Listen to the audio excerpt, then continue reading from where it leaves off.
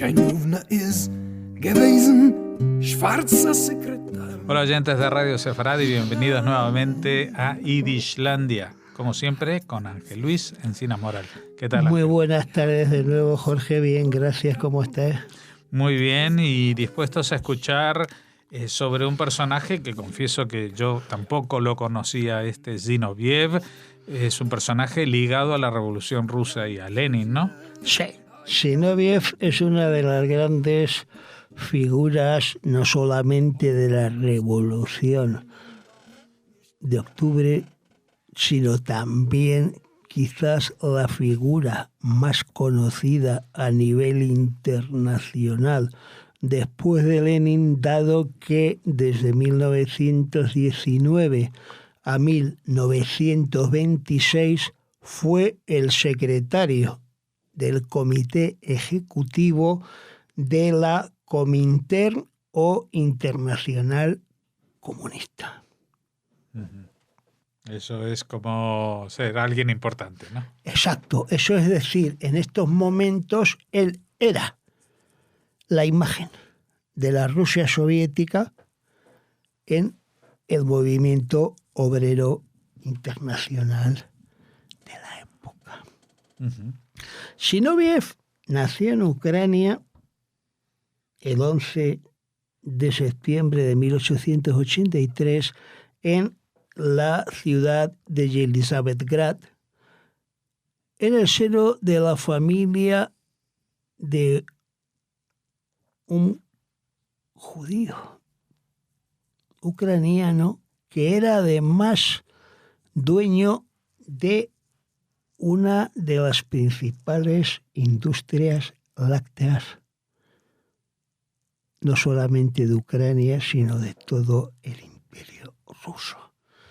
Por eso Zinoviev tuvo la suerte de también tener una formación muy sólida, supervisada por Aarón, su padre, directamente, que fue su maestro y fue imbuido también en la cultura yiddish. Él no asistió también a ningún heder, sino que recibió una formación fundamental casera. Desde muy temprana edad ingresó también a los 18 años en el Partido Obrero Socialdemócrata Ruso a los 3 años de la creación de esta formación política. Él se dedicó, tras su ingreso en el partido, a organizar huelgas de obreros y manifestaciones en la región de Novorossiya, que es la región ahora donde está todo el lío de la frontera entre Ucrania y Rusia, para que nuestros lectores tengan claro más o menos, por lo que hayan visto por televisión del actual conflicto, de dónde estamos. Al ser perseguido por la policía, se marcha a Berlín, luego a París, luego a Berna, en 1902, y en esta ciudad conoce a la figura que le marcaría toda su carrera política, que es Lenin, el cual demuestra tal confianza en la figura de este joven Zinoviev que lo nombra su representante permanente ante todas las organizaciones socialistas de la Segunda Internacional, con lo cual, evidentemente, la proyección suya, que luego alcanzaría años después, ya comienza en este momento. Zinoviev es un hombre que en 1903 apoya las tesis de Lenin en el Segundo Congreso, se acerca a los bolcheviques y un año después vuelve a Rusia, de donde se tiene que ir por una enfermedad cardíaca, y al regresar a Berna, ingresa en la Facultad de Química, donde estudia un año y pico escasamente porque estalla la primera revolución rusa de 1905-1907 y evidentemente Lenin lo llama y lo manda para allá a que trabaje en Ucrania y además también para que empiece a organizar la estructura del partido en San Petersburgo, donde le encarga de dirigir el comité urbano del partido. Se marcha de San Petersburgo a Londres al quinto congreso del partido, obteniendo más votos después que Lenin de ninguno de los otros dirigentes socialistas rusos. Lenin le encarga que dirija las dos publicaciones más importantes del partido, el Socialdemócrata y la revista Adelante, que se convierten en estos momentos en los momentos fundamentales para dirigir toda la lucha ideológica contra el menchevismo en los años también en que tras la revolución la represión de la policía zarista encabezada por el gobierno de Stolypin es tremenda. Fue arrestado y de allí se escapa a los 3 meses y junto con Lenin se traslada en 1908 a la zona de la antigua Galicia polaca que había quedado en manos de Austria tras el tercer reparto de Polonia entre Cataluña, entre Rusia, Austria y Prusia, a finales del siglo XVIII. Allí, Zinoviev acompañará a Lenin en toda su trayectoria y, curiosamente, regresará con él a Rusia el 3 de abril de 1917 en el célebre tren blindado y custodiado por la policía alemana que sale desde Zúrich hasta la estación de Finlandia de San Petersburgo, donde Lenin proclama las tesis de abril. A la vuelta de Rusia, Zinoviev se encuentra con que a partir de julio del 17 es perseguido por el gobierno provisional tras las manifestaciones del 3 y 4 de julio, el partido bolchevique en la clandestinidad, todo el mundo corriendo, y él se va con Lenin a una cabaña, no lejos de la ciudad de San Petersburgo, donde están los dos escondidos antes de que Lenin parta a Finlandia. Zinoviev también, cuando tienen lugar las elecciones a la Asamblea Constituyente rusa, en el 17 ocupa el segundo lugar de la lista bolchevique a nivel electoral y es también elegido diputado de este organismo. Sin embargo, cuando llega el momento de ver qué hay que hacer con el gobierno provisional en la célebre reunión del 10 de octubre, donde el Comité Central decide por mayoría lanzar la insurrección armada para el día 25 de octubre, 7 de noviembre, Zinoviev y Kamenev no solamente se oponen a derribar al gobierno provisional por considerarlo una cosa que era inmediata, sino que ambos, ni cortos ni perezosos, a los 2 días de la reunión, cogen y publican un artículo en La Vida Nueva, el periódico de los mencheviques, diciendo nada más y nada menos que el Comité Central del Partido Bolchevique se está preparando para tomar el poder por la vía insurreccional. Lenin ya explota, los llama traidores y evidentemente toma una actitud bastante crítica hacia la figura de Zinoviev. No obstante, a Zinoviev le va a ayudar una cosa curiosa, que es una proclama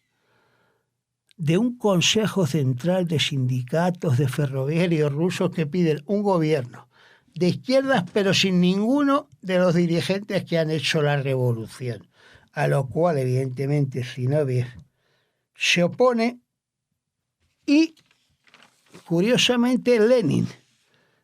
no solamente le reincorpora al partido, sino que le nombra presidente del Soviet de Petrogrado, es decir, la organización administrativa más importante hasta este momento del Estado soviético después del Consejo de Comisarios del Pueblo. Zinoviev tuvo muchos problemas con Lenin de tipo ideológico, sobre todo a partir del momento en que, cuando mata a Nauritsky, también judío, el jefe de la policía política soviética, a la vez checa, en el año 18, pues él se opone a la política del terror rojo de Lenin frente a los blancos y se opone también a trasladar la capital de Petrogrado, a Moscú. Zinoviev vuelve a tener lo que podríamos denominar el beneplácito del partido, porque jugó un papel fundamental en la defensa de Petrogrado, junto con Trotsky, porque entre ambos detuvieron a los ejércitos de Zhudenich. A partir de este momento, Zinoviev no solamente se congratula con Lenin, sino que frente a Trotsky apoya la postura de Lenin para firmar la célebre paz de Brest-Litovsk en el año 18, por la cual la República Federativa Soviética Socialista de Rusia no solamente se libraría de la guerra y de las posibles amenazas de un modo provisional, sino que además recibiría el Consejo de Comisarios del Pueblo de la URSS la friolera de 50 millones de marcos oro del propio gobierno alemán por facilitarle a este la posibilidad de cerrar el frente oriental y trasladar todas las tropas al frente occidental, haciendo que la guerra pues durara hasta final del año 18. El año 1919 nos encontramos a un Zinoviev miembro del Comité Central y, sobre todo, como hemos dicho antes, a Zinoviev como la encarnación de la ideología del movimiento comunista internacional, con la fundación en ese mismo año de la Internacional Comunista, al frente de la cual estaría él hasta 1926 y que existiría hasta 1943. Es decir, en estos momentos las dos caras del régimen soviético en el exterior, aparte de la de Lenin, sería nuestro ya conocido Lozovsky como jefe de la Internacional Sindical Roja, y Zinoviev, que en estos momentos pues prácticamente se está enfrentando a toda la coyuntura internacional, que en estos momentos, siguiendo el ejemplo de la Rusia soviética, tenemos la revolución húngara con Béla Kun, la revolución alemana con Rosa Luxemburgo y Liebknecht, y paralelamente también el comienzo del ascenso de los fascismos en Europa bajo la mano de Benito Mussolini, que ya se está preparando con el recién fundado partido fascista para lanzarse en la marcha sobre Roma. Él también fue un gran teórico, publicó muchísimo y, curiosamente, tuvo un papel muy interesante que tampoco es muy conocido y se ha intentado incluso tapar, yo me atrevería a decir, por parte de la izquierda no estalinista, en el sentido de que cuando Lenin está retirado en Leninski Gorki, es nada más y nada menos Zinoviev el que le convence a Kamenev para que Stalin sea elegido nada más y nada menos que en ese año de 1922 secretario general del partido, cuando hasta el momento solamente había sido secretario de organización. Curiosamente, a partir del 12 Congreso del Partido, Zinoviev empieza una alianza con Stalin frente a Trotsky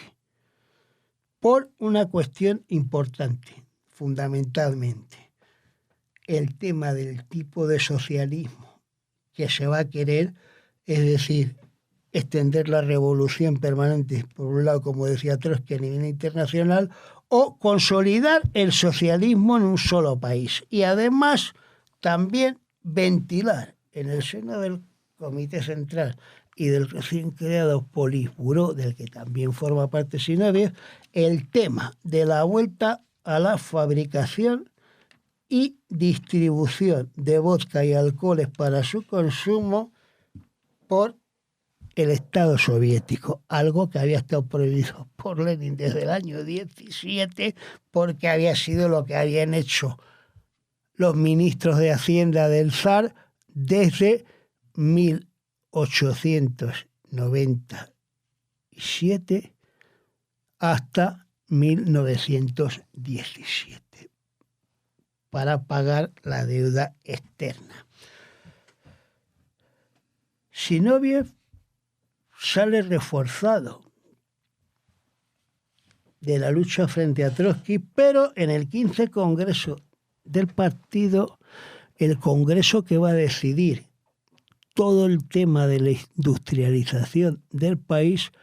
Zinoviev, Kamenev, la delegación de Leningrado y otro grupo se va a oponer como oposición a la política de Stalin, Molotov, Rykov y Bukharin. En este momento, Zinoviev es retirado de la dirección del partido y de la Internacional y desterrado, por si fuera poco. ¿Por qué? Por sus connivencias fácticas con Trotsky, el cual también es desterrado a Almatá y luego posteriormente, como ya habíamos visto, desterrado a Turquía. Curiosamente, Stalin readmite otra vez a Zinoviev en el partido en el año 28 y le nombra rector de la tercera universidad del país, que es la Universidad de Kazán. Y allí Zinoviev se dedica a la literatura y a la publicística. En 1932, en octubre, fue expulsado del partido por no haber advertido la existencia de la llamada Unión de Marxistas-Leninistas, un círculo que se oponía a Stalin, pero curiosamente,